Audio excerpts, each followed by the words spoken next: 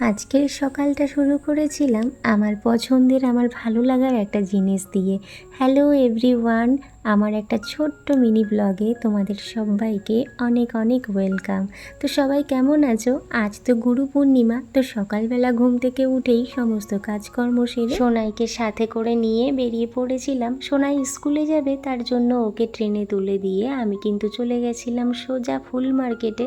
আর আজ তো বৃহস্পতিবার, তার উপরে গুরু পূর্ণিমা, তাই আমার কিছু ফুল লাগতো, তাই চলে গেছিলাম ফুল মার্কেটে। আমার পুজোর জন্য যা যা প্রয়োজনীয় জিনিস দরকার ছিল সব কিছুই আমার নেওয়া হয়ে গেছিল। তারপরেই কিন্তু চোখ গেছিল ওই রজনীগন্ধার স্টিকগুলোর দিকে। ফুল তো আমার খুব পছন্দের, আজকে একটু দামটাও কম ছিল বলে আমি কিন্তু নিয়ে নিয়েছিলাম অল্প কয়েকটা স্টিক। তো যাই হোক, তারপরে বাড়িতে এসে স্নান সেরে চলে এসেছি সোজা ঠাকুর ঘরে এসেই প্রথমে কিন্তু আমি আমার ঘরের মা লক্ষ্মীকে দুধ, গঙ্গা জল, ঘি, মধু, চন্দন এগুলো দিয়ে সুন্দর করে স্নান করিয়ে নিয়েছি। তারপরেই এই সুন্দর লাল ঘাগরাটা পরিয়ে দিলাম। এই ঘাগরাটা আমার খুব পছন্দের। এই ঘাগরাটা কিন্তু আমি গেলবার পুজোর সময় এনেছিলাম। দেখতে দেখতে কেমন একটা বছর হতে যাচ্ছে, সামনেই তো কদিন পরে পুজো আসতে চলেছে, তখন আবার নতুন নতুন কিছু ঘাগরা কিনতে হবে। তো যাই হোক, একদম আমি আমার ঘরের মা লক্ষ্মীকে রেডি করে নিয়েছি আর পরিয়ে দিলাম একটু সিঁদুর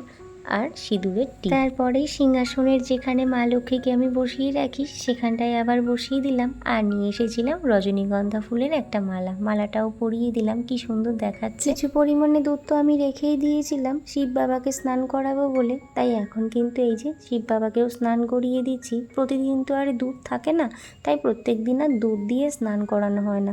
ওই ঘরে গঙ্গা জল থাকে, গঙ্গা জল দিয়েই স্নান করায়।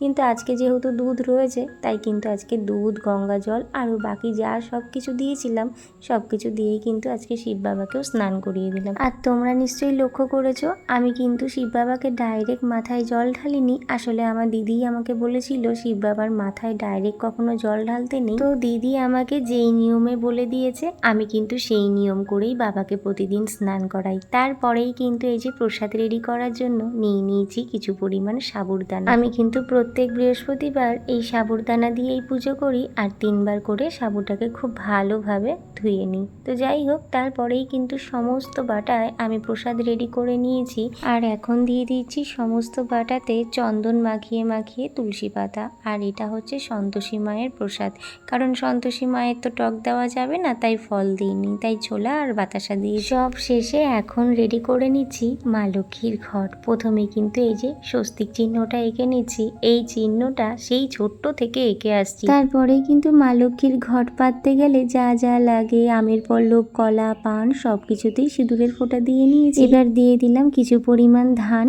আর দিয়ে দিলাম 5টা দুব্ব। মা ছোট থেকেই বলে এসেছে ঘট পাততে গেলে কিন্তু ধান দুব্ব দিয়েই পাততে হয়। তারপরে একে একে সমস্ত কিছু সাজিয়ে দিলাম আর এই ফুলটা নিয়ে এসেছিলাম। এত ভালো লাগছিল ফুলটা দেখে, ফুলটাকে আমি আবার এইভাবে ফুটিয়ে দিলাম। আর যেহেতু গুরু পূর্ণিমা, বাজারে কিন্তু আজকে অনেক পদ্ম ফুল উঠেছিল, তো তার মধ্যে থেকে আমি একটা নিয়ে এসেছি। এই ফুলটার দাম নিয়েছে 10 টাকা। তবে জানো তো, এই ফুলটা যেখান থেকে নিয়েছি সেখান থেকে নিয়ে যখন অন্য দোকানে গেছি, ওই দোকানেও যখন অনেক ফুল দেখছি পদ্ম ফুল, আমি যখন দাম জিজ্ঞাসা করেছি দাদা পদ্ম ফুলের দাম কত, উনি বললো আবার 5 টাকা। তখন বুঝতে পারলাম যে জিনিসপত্র যাই কিনি না কেন একটু কিন্তু দামাদামি করে দেখে কেনা উচিত, তাই না? তো যাই হোক, তারপরেই কিন্তু এই যে মা লক্ষ্মীর ঘটও আমি বসিয়ে দিয়েছি আর ওই যে মা লক্ষ্মীর মাথার উপরে পদ্ম ফুলটা দিয়ে দিয়েছি। আর এই ঘরটা জানো তো আমি কিছুদিন আগেই কিনে এনেছি, তো ভেবেছিলাম আজকের দিনেই আমি কিন্তু এই ঘটে টাকা ফেলবো। তো প্রথমেই মায়ের পায়ে টাকাটা ছুঁয়ে আগে 16 আনা দিয়েছি, তারপরেই 200 টাকার নোটটা দিলাম। দেখা যাক এই ঘরটা আমি কবে ভরতে পারি। জানো তো, আমার না ছোট থেকেই এরকম টাকা রাখার অভ্যাস ছিল। যে যা টাকা দিত 1 টাকা, 2 টাকা, 5 টাকা, তখন তো ওই 1 টাকা 2 টাকারই অনেক দাম। তো আমি যখন যা পেতাম হাতের কাছে সব কিন্তু ওই ঘটের মধ্যে রেখে দিতাম। অনেক দিন রাখা হয় না, আজকে অনেক দিন পরে ঘটে টাকা রাখলাম। তো তোমরা কারা কারা এরকম ঘটে টাকা রাখো এখনও, বা আগে রাখতে এখন রাখা হয় না, অবশ্যই কমেন্ট করে জানিও। তারপরেই কিন্তু পুজো দিতে বসে গেছি। এই যে এখন পাঁচালি পড়ে নিচ্ছি। আমি কিন্তু দিনের বেলাতেই পাঁচালি পড়ে নিই, রাতের বেলা অতটা সময় হয় না। আজ অনেক দিন পরে কিন্তু ঠাকুর ঘরে একটু ধুনো জ্বালিয়েছি, আর এরকম চারিদিকে ধুনো দেখাতে না ভীষণ ভালো লাগে। তো এই দেখো আমার কিন্তু পুজো দেওয়াও হয়ে গেছে, আর ঠাকুর ঘরটা ঠিক এইভাবে সাজিয়েছি। আমার ভীষণ ভালো লাগে একটু সাজিয়ে গুছিয়ে অনেকটা সময় নিয়ে পুজো দিতে। আর পুজোর শেষে সারা ঘরে প্রদীপ, ধূপকাঠি, ধুনো এইভাবে ঘুরিয়ে দেখাতে আমার ভীষণ ভালো লাগে। তো তোমরা কারা কারা আমার মতন এইভাবে পুজো করো অবশ্যই কমেন্ট করে জানিও। আর আমার এই ছোট্ট মিনি ব্লগটি তোমাদের কেমন লাগলো সেটাও কিন্তু জানাতে ভুলো না। চলো এখনকার মতন টাটা।